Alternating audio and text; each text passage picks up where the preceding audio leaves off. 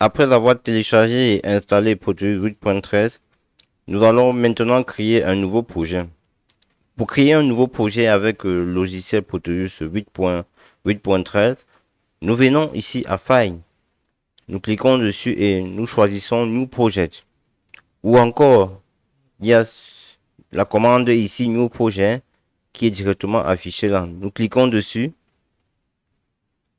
Nous patientons quelques instants. Lorsque cette page-ci s'affiche, ici, nous donnons le nom à notre projet. Donc, nous allons appeler notre projet Power, Power LED 220, 220, 220 volts. Ici, c'est pour choisir l'emplacement pour notre projet. Donc, nous cliquons là. Nous allons mettre ça au niveau du bureau. Au bureau, nous choisissons un nouveau dossier long. Power, Power LED 220, 220 volts. Nous sélectionnons le dossier. Par la suite, nous faisons Next. Ici, nous allons choisir le design template Labskate A4. Next. Next. Next. Voilà.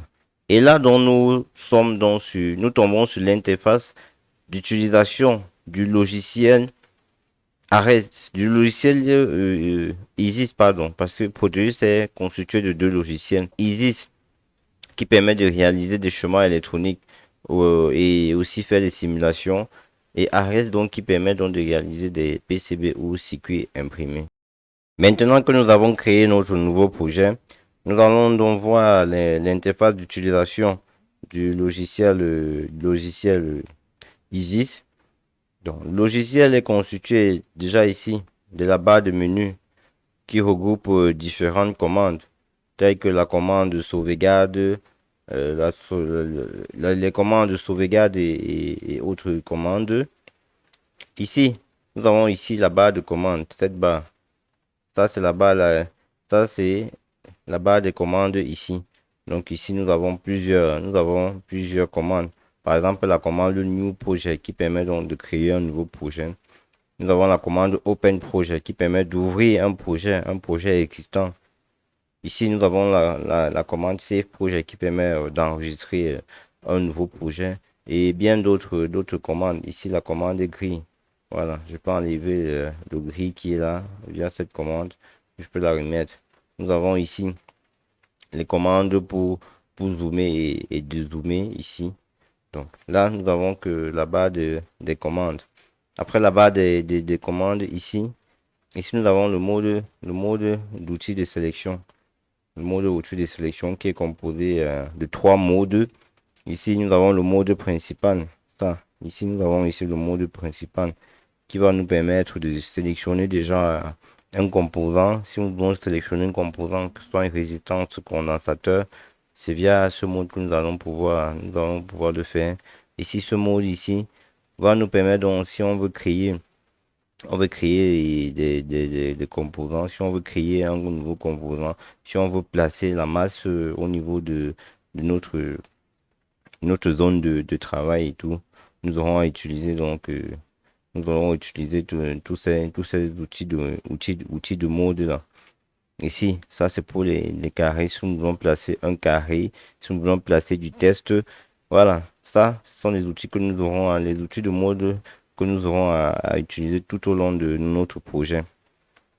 Ici, ici, cette zone-ci, ce panneau-ci, nous permet donc de faire des simulations, de lancer et d'arrêter une simulation.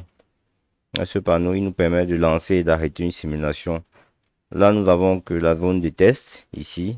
Ça, c'est la zone de test ici. Ici, nous avons la zone des composants. Donc, tous les composants que nous allons choisir pour notre projet, ces composants vont être donc référés ici. Nous avons ces composants qui vont être référés ici. Et une prévisualisation va être faite dans cette petite zone. Donc, une prévisualisation doit être faite ici du composant que nous aurons à choisir. Là, Ici, ici, ces outils nous permettent de faire des rotations ici ou des symétries. Ouais, ces outils vont nous permettre de faire des rotations et des symétries sur tous nos différents composants. Voilà. Donc ça, c'est l'interface d'utilisation donc, du ISIS qui nous permet de réaliser des chemins électroniques. Après avoir vu l'interface d'utilisation du logiciel ISIS de Proteus 8.13, nous allons voir maintenant comment modifier cette barre de titre. Par défaut, cette barre de titre ne peut pas être modifiée. Donc, elle n'est pas modifiable par défaut. Nous allons voir comment modifier cette zone de titre. Pour modifier cette zone de titre, nous venons à Template, Go to Master Sheet, nous cliquons dessus. Et lorsque nous cliquons dessus, nous voyons maintenant que nous pouvons modifier la zone, qu'elle peut déjà être modifiable. Donc, nous allons donc commencer par le nom de...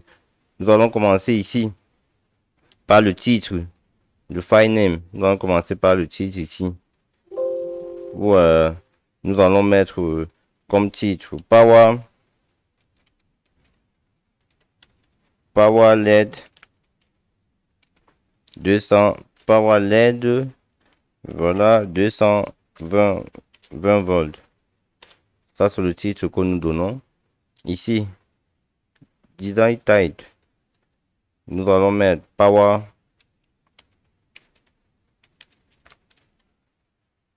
Nous allons mettre Power LED.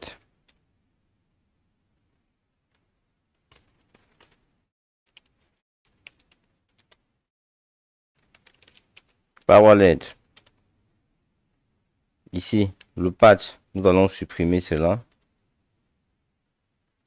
Le nom de l'auteur, ici nous mettons le nom de l'auteur. Donc chacun va mettre son nom.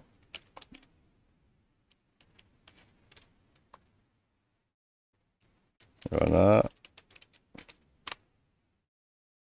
Nous cliquons sur OK. Le board, nous pouvons supprimer cela. Ici la version, nous allons commencer. Comme c'est notre première version, c'est la 1.0. Ici la date de création, nous pouvons laisser. Le time, c'est à notre guise, nous pouvons soit laisser ou alors le supprimer. Tout cela dépend de nous. Donc après avoir modifié la zone de titre là, à notre guise, lorsque nous avons fini de faire la modification, nous faisons un clic droit sur la zone de travail et nous venons à Hot Sheet. Voilà. Lorsque nous cliquons dessus, nous voyons donc que la zone n'est plus modifiable. Nous voyons que la zone n'est plus modifiable. Donc là, nous venons donc de changer. Là, nous venons de changer de modifier la barre des titres pour notre projet. Maintenant que nous avons modifié la zone des titres ici, nous allons voir maintenant comment insérer les composants dans Proteus. Nous allons voir comment sélectionner les composants et pouvoir utiliser ces composants dans la zone de travail.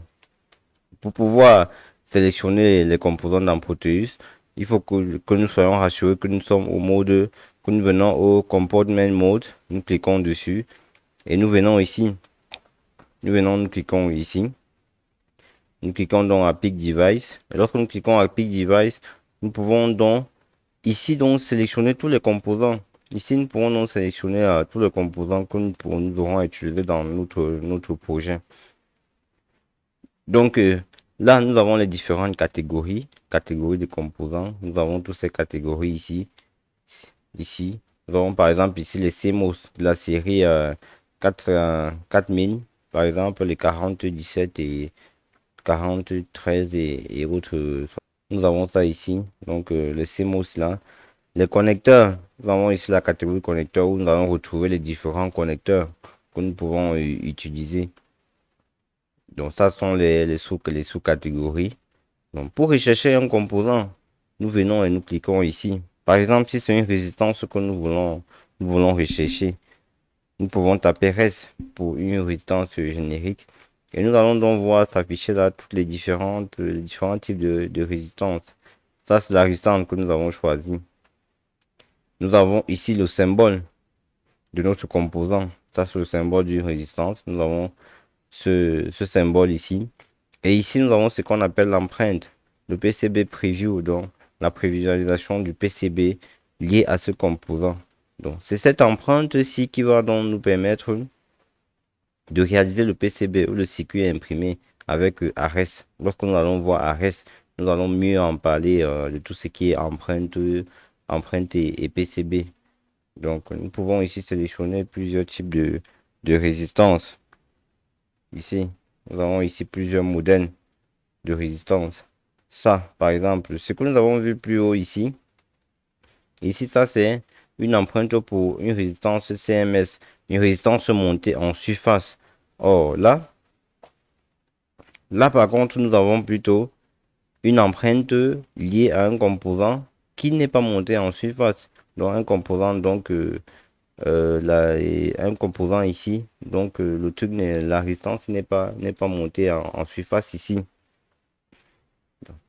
Pour une résistance, lorsque nous trouvons par exemple la résistance là, quand nous avons sélectionné la résistance là, nous pouvons double-cliquer. Si nous faisons un double-clic au niveau de la résistance, nous allons voir ici reste. Nous allons voir qu'elle va apparaître ici dans cette zone.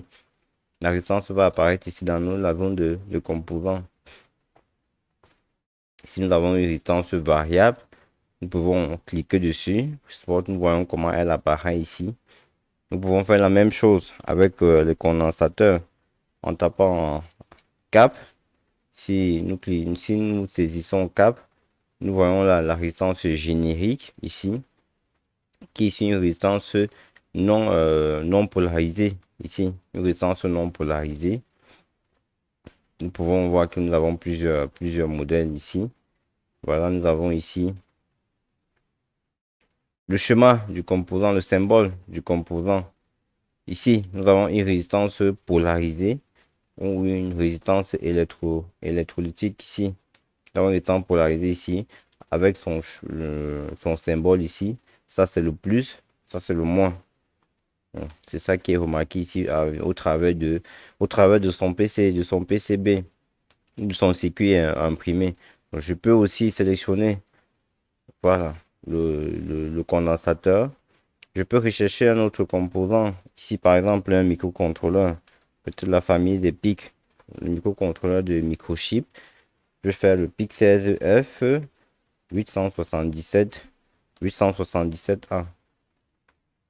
Le PIC 16, c'est 16F. Ah, il n'apparaît pas, il n'apparaît pas. Pourtant, il devrait. PIC 16F 877. Voilà, c'est ça là. Ouais, il apparaît. 877A, je peux double-cliquer dessus et mon composant apparaît là. Je peux rechercher par exemple la 4013, CD4013 qui est une CMOS, qui est un registre à décalage. Je fais la sélection. Voilà. Lorsque tous mes composants sont déjà sélectionnés, lorsque je sélectionne tous mes composants et que je clique sur OK, je vais voir dans cette zone que tous ces composants vont apparaître. Les composants apparaissent dans cette zone.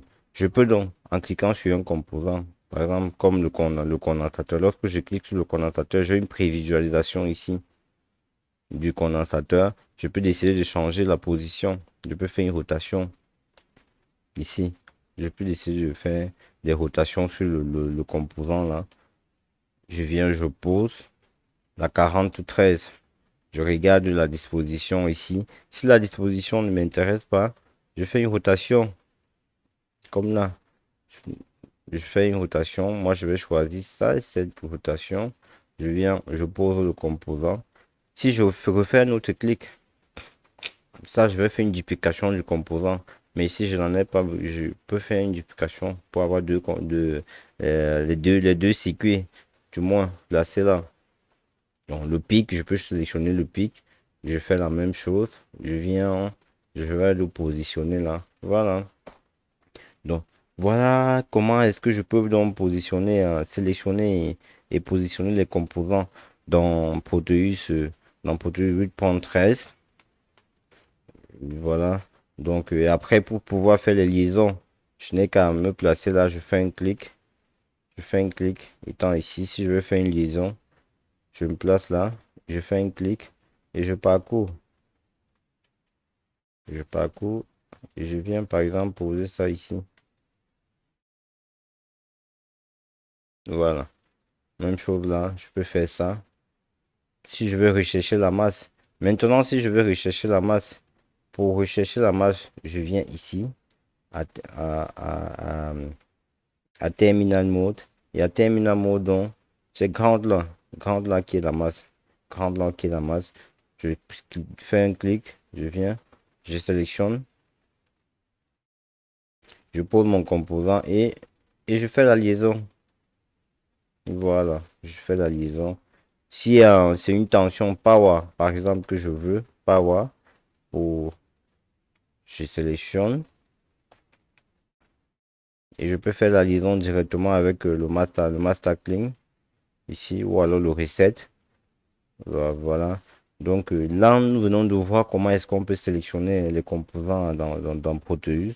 Comment sélectionner les composants, les placer dans la zone des composants. Comment est-ce qu'on peut donc faire la liaison entre un ou plusieurs composants.